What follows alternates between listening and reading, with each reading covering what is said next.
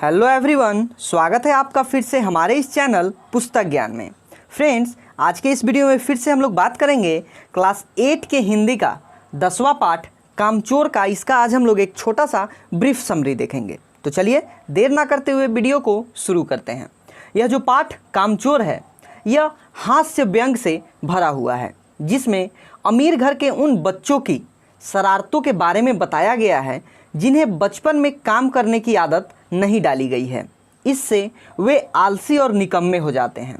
उनकी आदतों को देखकर उनके माता पिता जब उन्हें काम करने के आदेश देते हैं तो वे सब इतना उधम मचाते हैं कि उन्हें दोबारा किसी काम को हाथ न लगाने की चेतावनी देनी पड़ती है। इससे वे फिर पहले जैसे ही निकम्मे और आलसी बन जाते हैं। बिगड़े बच्चों की शरारतों एवं आलस्य से परेशान होकर घर के बड़े फैसला करते हैं कि घर के नौकरों को निकाल दिया जाए ताकि ये बच्चे कुछ तो काम करें। दिन भर ये यूं ही पड़े रहते हैं। इन्हें भी तो काम करने की आदत होनी चाहिए। ये अपना भी काम नहीं करते, कामचोर कहीं के। सारा दिन उधम मचाना एवं शरारत करना ही इनका जो है काम रह गया है। इतना सुनने के बाद बच्चों की भी ध्यान आया कि उन्हें कुछ काम करना चाहिए। सबसे पहले उन्हें स्वयं पानी पीने का ख्याल आया, क्योंकि वे अब तक नौकरों के हाथ से पानी पीते थे। पानी पीने के लिए सुराहियों मटके के पास ही अब सभी बच्चों के बीच घमासान शुरू हो जाता है।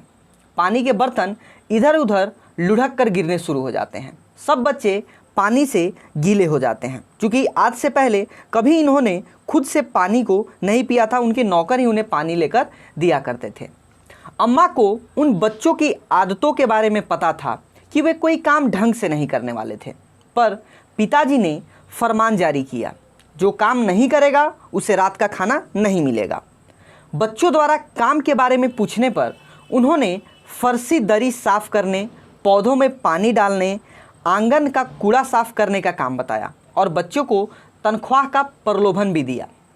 अम्मा ने पिताजी से कहा कि बच्चों के बस के ये काम नहीं है, पर बच्चे तनख्वाह का लालच पड़ते ही सभी काम पर टूट पड़ते हैं। बच्चों ने फर्शी दरी उठा ली और उसे झटकना शुरू कर दिया। 2-4 बच्चे लकड़ियाँ लेकर दरी को पीटने लगे। इससे सारा घर धूल से भर गया। फर्श और दरी की जो धूल थी वो सिर पर जम गई। धूल नाक और आँख में घुस गई। खांसते खांसते बुरा हाल सभी लोगों का हो गया था। सब बच्चे उसके बाद बाहर निकलते हैं। अब उन्होंने आंगन में झाड़ू लगाने का फैसला लिया। तनख्वाह के लालच में बच्चे काम में पूरी तरह से जुटे हुए थे।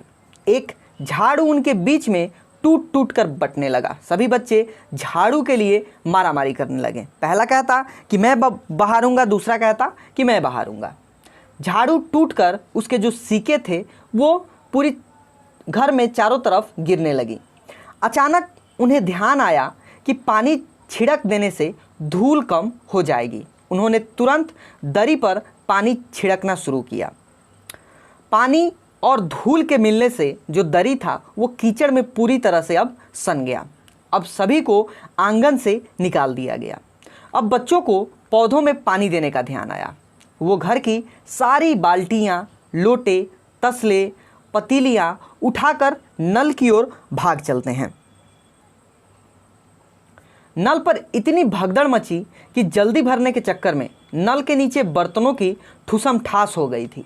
पहले तो उन्होंने एक दूसरे को धक्का दिया, फिर कोहनियाँ और अंत में उन्होंने बर्तन से मारपीट शुरू कर दी। इस धक्का मुक्की से बच्चे कीचड़ में लथपथ हो गए।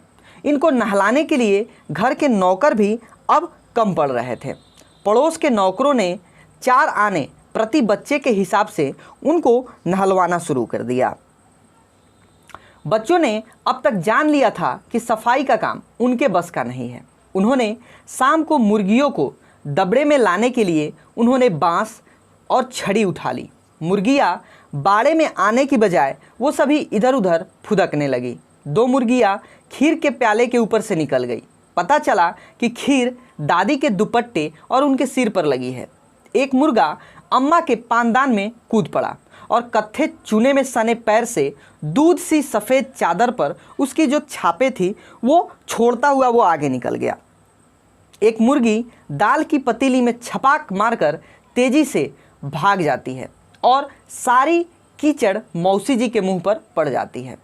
सारी मुर्गियां बेनकेल के ऊंट की तरह भाग रही थी।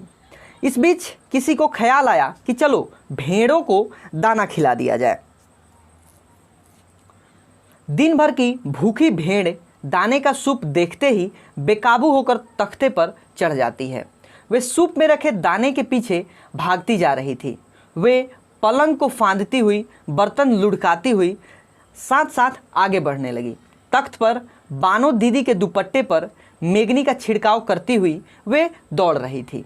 दाने के पीछे भागती भेड़ हज्जन माँ के ऊपर से दौड़ गई। उस समय वो सो रही थी। इस बीच भेड़ सूप के दाने को भूलकर तरकारी की टोकरी पर टूट पड़ती है। वह जो मटर की फलियां तौलकर रसोइया को दे रही थी। उसने अपना बचाव करना चाहा पर सब बेकार। उसकी सारी तरकारी भेड़ के पेट में पहुंच चुकी थी। बच्चों को रात का खाना न मिलने की अब धमकी दी जा रही थी, इसलिए अब उन्होंने भैंसों का दूध दूहने का विचार आया। वे धूली बेधूली बाल्टियां लेकर सभी बच्चे जुट जाते हैं। भैंस के 4 थनों पर 8-8 हाथ लगने शुरू हो जाते हैं। भैंस बाल्टी को लात मारकर दूर जाकर खड़ी हो जाती है। उन्होंने उसके पैर बांधकर दूध दूहने का विचार बनाया। झूले की रस्सी उतारकर भैंस के पिछले 2 पैर चाचा की चरपाई से बांध दी जाती है। अगले 2 पैर बांधना चाह रहे थे कि तभी भैंस चौकन्नी होकर चारपाई सहित लेकर भागनी शुरू हो जाती है। जो भैंस था उसके भागने से चारपाई पानी के ड्रम में टकरा जाती है। पानी छलकने से चारपाई पर सो रहे चाचा को अब असली बात उन्हें समझ में आती है। वे बच्चों को यूं छोड़ देने वाले को बुरा भला कहने लगे। अचानक बच्चों को भैंस का बच्चा खोलने का ध्यान आया। बच्चों को देखते ही भैंस रुक जाती है। भैंस का बच्चा तत्काल जुट जाता है। इधर बच्चे भी अपने अपने बर्तन लेकर लपकने लगते हैं। कुछ दूध जमीन पर, कुछ कपड़ों पर तथा 2-4 धारे बर्तन में गिरती है। बाकी जो दूध बचता है वो भैंस का बच्चा पी जाता है।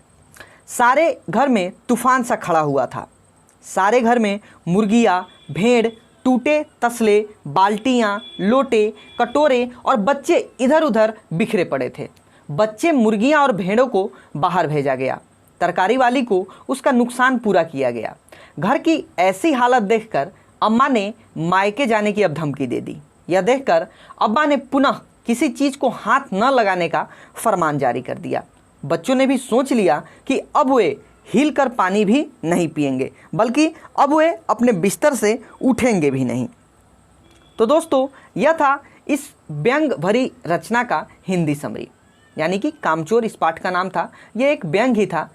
तो इस वीडियो में बस इतना ही। मिलते हैं अगले वीडियो में। तब तक हमारे चैनल पर बने रहिए और हमारे वीडियो को देखते रहिए। तब तक के लिए दोस्तों धन्यवाद, नमस्कार।